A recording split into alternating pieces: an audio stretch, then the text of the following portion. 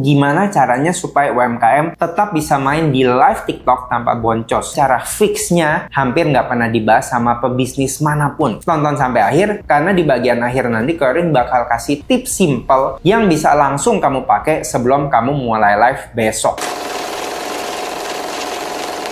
Kenapa UMKM yang rajin live di TikTok tetap rugi? Ini yang nggak pernah diomongin. Buat kamu yang sudah live TikTok tiap hari, order masuk ratusan, tapi pas cek rekening kok boncos. Nah, kamu nggak sendirian. Hari ini Corin mau bongkar kenapa itu bisa terjadi, dan cara fixnya hampir nggak pernah dibahas sama pebisnis manapun. Dan sebelum kamu pikir, paling ini cuma bahas TikTok Shop jelek. Bukan, TikTok Shop itu powerful banget kalau dipakai dengan cara yang benar. Omset Corin aja year on year meningkat hampir 30%. Salah satunya karena ditopang ya oleh TikTok Shop. Tapi nih, kalau kamu masuk tanpa hitungan, tanpa strategi, dan cuma ikut-ikutan karena semua orang bilang live itu cuan, bisa jadi kamu bukan lagi bangun bisnis. Kamu lagi capek-capek kerja ya buat platform TikTok. Jadi tonton sampai akhir, karena di bagian akhir nanti Corin bakal kasih tips simple yang bisa langsung kamu pakai sebelum kamu mulai live besok. Oke, sekarang kita langsung masuk ke intinya aja. Indonesia itu adalah salah satu pasar terbesar untuk TikTok Shop. Transaksinya gede banget, perputaran uangnya luar biasa. Dan dari luar, kelihatannya semua orang bisa cuan dari live. Tapi pertanyaannya, kalau GMV-nya segede itu, kenapa masih banyak seller yang ngerasa capek, tapi duitnya nggak seberapa? Nah, jawabannya ada di satu hal yang paling sering banget dilupakan. Net margin. Bayangin, kamu jual produk seharga 150.000. Di awal kelihatannya aman, apalagi kalau margin kotor kamu 25%. Berarti secara kasar kamu punya untung sekitar 37.500. Tapi tunggu dulu, itu belum angka bersih. Dari situ masih kepotong biaya packaging, misalnya 5.000. Lalu ada subsidi ongkir, misalnya 8.000. Masih ada lagi fee platform, misalnya dianggap 5% atau sekitar 7.500. Setelah semua dipotong, yang tadinya kelihatan punya margin 37.500, ternyata yang benar-benar kamu bawa pulang cuma sekitar 17.000. Nah, buat hitungan margin yang lebih lengkap, kamu bisa cek video Ko Erwin yang ini, net profit margin.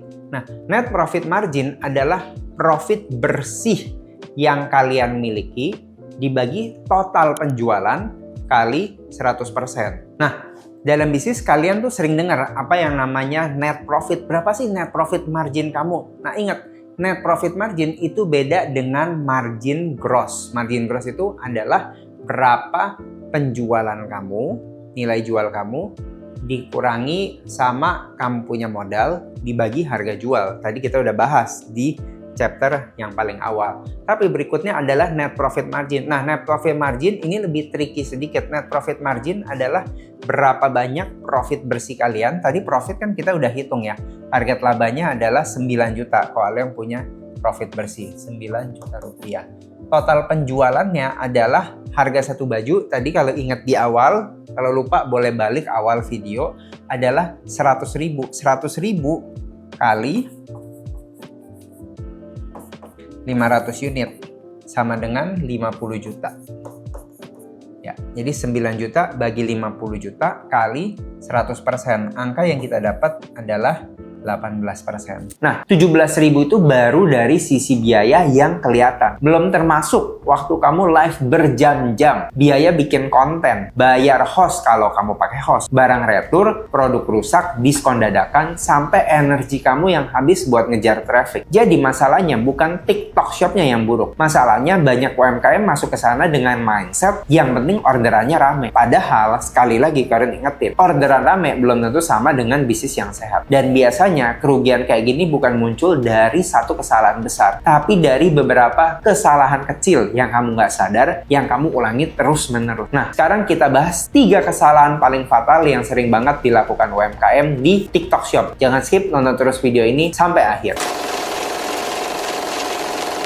Kesalahan pertama yang tadi Karin udah singgung di atas adalah jual produk dengan margin terlalu tipis. Ini sering banget kejadian karena produk yang gampang laku di TikTok biasanya produk yang murah, impulsif, dan gampang dijelaskan dalam beberapa detik. Masalahnya, makin murah produknya, biasanya makin kecil juga marginnya. Dari luar kelihatan, wah ini udah jualan sampai ratusan bahkan ribuan paket. Kamu seneng karena bisa jual ratusan piece dalam satu sesi live. Tapi setelah dihitung, uang bersih yang masuk ternyata nggak sebanding sama tenaga yang keluar. Kamu ngerasa lagi bangun bisnis, padahal bisa jadi kamu lagi kerja berjam-jam cuma buat ngejar untung yang terlalu kecil. Kesalahan yang kedua, nggak punya anchor produk. Nah, ini penting banget. Banyak UMKM cuma punya produk murah buat menarik pembeli, tapi nggak punya produk utama yang marginnya lebih sehat. Padahal, produk murah itu seharusnya cuma jadi pintu masuk. Yang benar-benar jadi mesin uang adalah produk anchor. Produk yang marginnya lebih besar, value-nya lebih kuat, dan bisa ditawarkan setelah orang masuk ke live kamu. Kesalahan yang ketiga, dan ini yang paling bahaya, adalah nggak tracking unit economics. Banyak owner seneng lihat orderan masuk, tapi jarang duduk sebentar buat hitung. Dari satu orderan ini, setelah semua biaya dipotong, gue sebenarnya bawa pulang berapa duit sih? Nah, masalahnya, kalau kamu nggak tahu angka ini, kamu nggak lagi menjalankan bisnis dengan kontrol. Kamu cuma berharap rame itu otomatis untung. Nah, coba deh komen jujur. Dari 3 kesalahan tadi, mana yang paling relate sama bisnis kamu sekarang? Tapi ingat, jangan berhenti di sini. Karena setelah ini, kita akan masuk bagian yang paling penting. Apa solusinya? Jadi, nonton terus sampai akhir. Sekarang kita masuk ke bagian yang paling penting, yaitu gimana caranya supaya UMKM tetap bisa main di live TikTok tanpa boncos. Strategi pertama, hitung dulu baru jual. Sebelum kamu listing produk atau dorong produk itu di live, duduk dulu deh 30 menit atau berapa menit lah dan hitung semua biaya. Jangan cuma hitung harga beli dan harga jual, itu cuma gross margin, bos. Masukin juga packaging, ongkir, fee platform, diskon, biaya host, biaya konten, sampai potensi retur. Dari situ baru kelihatan apakah produk ini udah layak jual belum di TikTok Shop. Strategi kedua, pakai model loss leader dan anchor produk. Sederhananya, kamu boleh punya produk murah buat narik orang masuk ke live. Tapi, jangan berhenti sampai di situ. Kamu harus punya produk yang marginnya lebih sehat untuk dijadikan produk utama. Produk murah, inget ya, tugasnya bikin orang tertarik. Produk anchor, tugasnya bikin bisnis kamu untung alias cuan-cuan-cuan. Jadi saat live, jangan cuma hard selling produk murah terus. Arahin penonton kamu pelan-pelan masuk ke produk yang value-nya lebih tinggi dan marginnya lebih pas buat kantong kamu. Strategi ketiga, bangun komunitas di luar platform. Nah, ini sering diremehin nih dan orang nggak mau lakukan. Padahal ini penting banget. Setiap orang yang beli dari TikTok Shop, usahakan kalau bisa kamu arahkan mereka masuk misalnya ke WhatsApp, Telegram, atau ya database customer yang kamu bisa kelola sendiri. Caranya bisa lewat kartu ucapan di paket, bonus kecil, promo khusus member, atau info launching produk baru lebih dulu. Kenapa ini penting? Karena kalau kamu punya komunitas sendiri, kamu nggak sepenuhnya bergantung sama algoritma. Kamu bisa jualan lagi ke customer yang sudah kenal dari brand kamu tanpa harus mulai dari nol terus. Dan yang paling penting, kamu nggak bergantung sama platform itu yang bisa tiba-tiba naikin biaya layanannya. Strategi keempat, jangan terlalu terobsesi viral, tapi fokus ke repeat buyer. Viral memang enak, traffic naik, orderan rame, semua kelihatan hidup. Tapi bisnis yang sehat bukan cuma soal berapa banyak orang beli hari ini. Bisnis yang sehat adalah ketika orang yang sudah pernah beli mau balik lagi, beli lagi, dan percaya sama brand kamu. Karena jualan ke orang yang sudah kenal kamu itu jauh lebih murah daripada terus-terusan cari orang baru. Nah, supaya semua strategi ini nggak cuma jadi teori, Karin mau kasih 3 pertanyaan simpel yang kamu bisa pakai sebelum live, sebelum listing produk, atau sebelum ikut campaign diskon besar-besaran. Dan ini merupakan yang pamungkas. Jadi, jangan skip sampai akhir.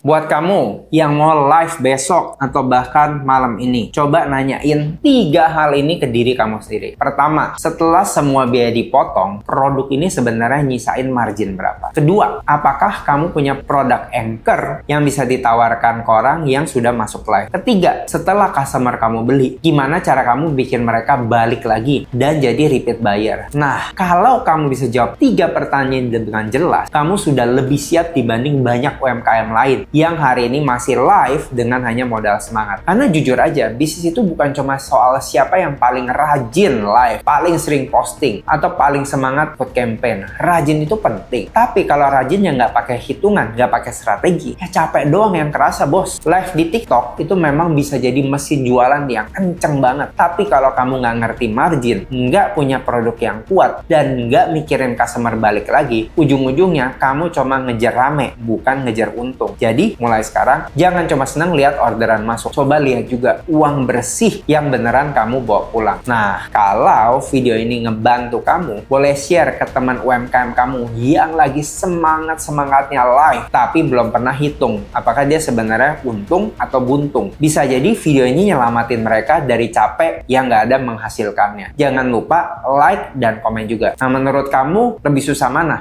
Cari orderan baru atau bikin pembeli lama balik lagi? Karena di video berikutnya, Korin bakalan kasih tips bisnis lainnya yang lebih gacor. Jadi, jangan lupa subscribe ya. Sekian dari Korwin, salam Go M!